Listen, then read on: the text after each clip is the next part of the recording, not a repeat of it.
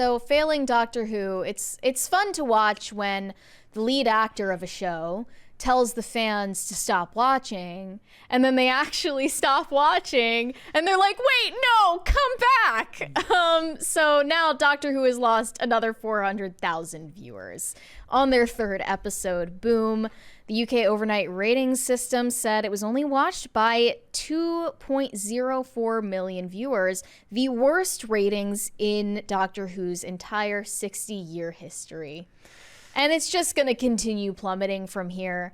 But they know the drill. What do we do now? Pay for bot accounts to defend the show. We can talk about that. So now these Cybermen are out in force, attempting to run interference for Jinx Monsoon, who plays the villain, the Maestro, in this season. Isn't it problematic to do that villain as a trans, or is the character's not trans, so I guess it doesn't really matter? I don't know if the character is even human, but these bot accounts are praising Jinx Monsoon for, quote, breaking boundaries and making herstory in the show. Herstory! Well, you can't spell her without he, so... True. Sorry, guys. Owned. So here's some of the copy and pasted remarks coming from these bot accounts. Breaking boundaries with Jinx Monsoon. From ruling RuPaul's Drag Race to Broadway brilliance, Jinx Monsoon is rewriting the rules. Now she's slaying as the first drag artist in Doctor Who. Despite any hate, she's embracing her role, leading the charge for representation. In a chat, she spills the tea on her journey from drag fame to mainstream stardom, spreading love and acceptance along the way.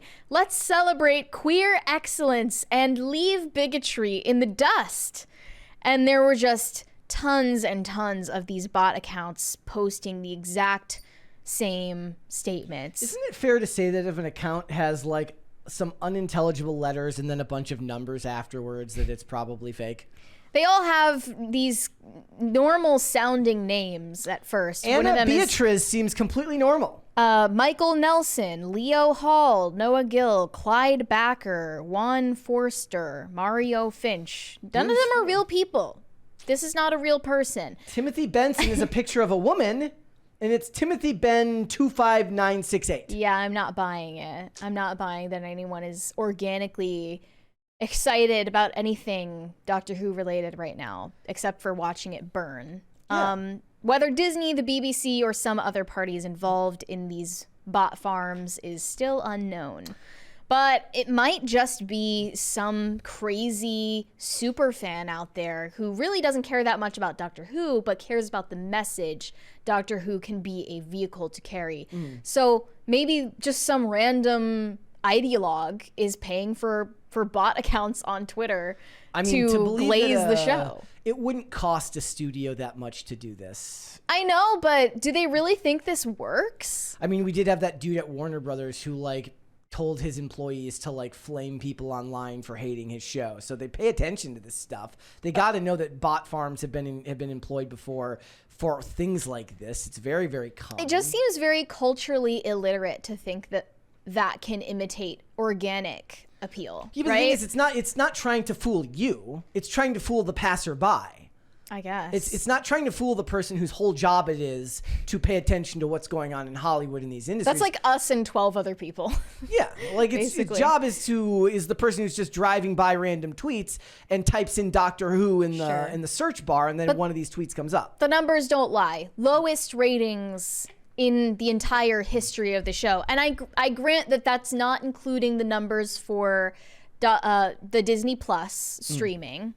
And it's not including the numbers for what they call the BBC iPlayer, but that's a very small minority of viewers that even use that service. I think they said it's like less than 15% of the... Yeah. Okay, so it says the number is further down from the loss over 2 million viewers from last year's Christmas special and down over 3 million viewers from the first 60th anniversary special starring David Tennant.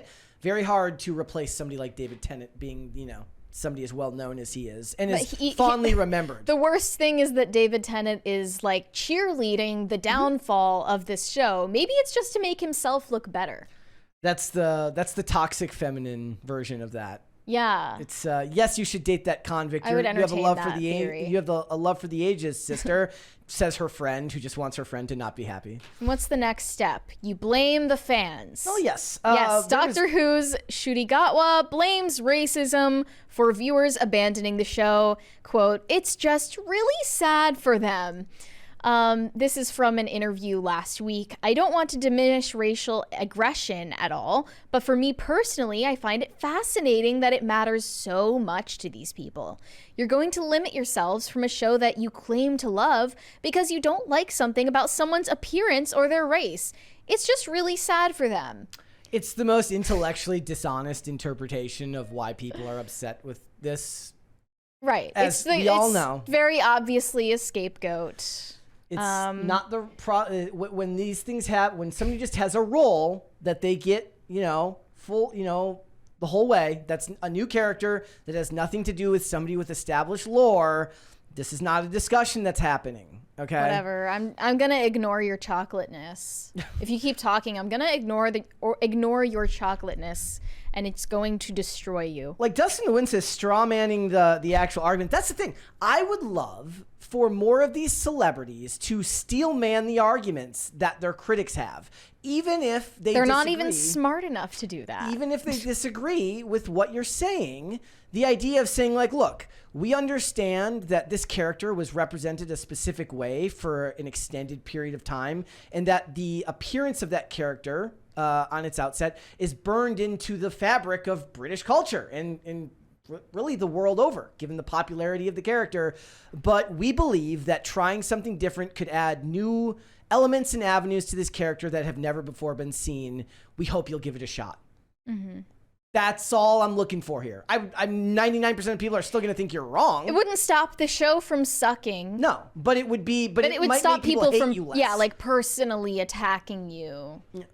If every interview focuses on this, I haven't seen a single interview where it's just talking about the show. We didn't even cover the characters. Where they changed the shape of the sonic screwdriver because it looks too much like a gun.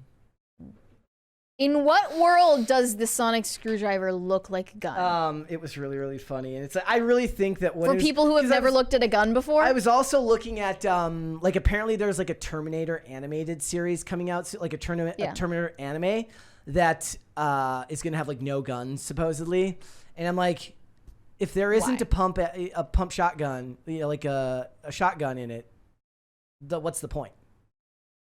I don't understand the point of making a Terminator anime in the first place, but also, yes, that makes no sense. It's very, very stupid. The sonic screwdriver resembles a gun?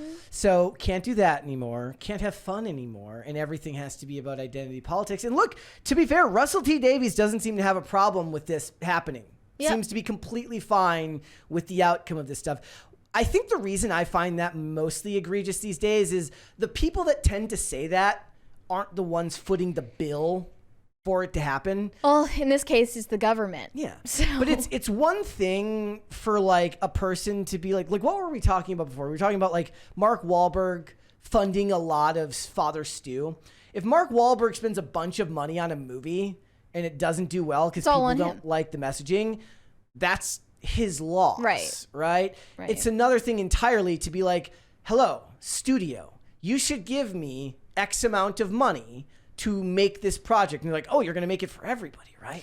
You're going to make something that has universal appeal. Actually, what I'm going to do is I'm going to cordon off the audience and only appeal to a subsect of people that are heavily invested in a certain type of identity politics, and you're going to foot the money for it. And then when it doesn't do well, I'll say, it's all good because it's for the revolution, I guess. I have no idea what reason it could be other than for the perceived cultural push. We have to destigmatize being black. It hasn't happened yet. No, if I'm correct in assuming that the UK taxpayer is responsible for footing the bill for this, they should be furious. Disney is paying for a portion of this now, too. So are the taxpayers, though, right? Yeah, it's split between the two. I would be furious if I had to pay taxes out of my income, my hard work, literally the sweat of my brow, is being spent to make this monstrosity. Wait, so can somebody tell me if they know how much of it is being done from one to the other? Like, I don't know how much the funding is going either way, but Don't really know. whatever it is, it's just not going to end well. And my guess is what you'll start seeing is there's going to be a lot more shifting from doctor to doctor as they just move on to the next thing. Because if your only interest is in your own identity politics and what it does for you, your career, and your path towards the revolution, then people aren't going to want to stay on because there's no benefit to them. The fans are clearly tired of it. The critics are celebrating this, but the fans have given it, I think, a 34% on Rotten Tomatoes is the newest number. So I think Disney's hopefully it'll speak P-Trans for says itself. Disney is paying $100 million. That's not even that much when it comes to Disney. Sadly, those are rookie numbers. So you get up towards Captain Marvel costs, towards Marvel's costs. Then we'll talk. Thanks for watching. Listen to full episodes of Pop Culture Crisis on Spotify. Keep up with us on social media and make sure you subscribe and ring that bell so you never miss the show. Bye, guys.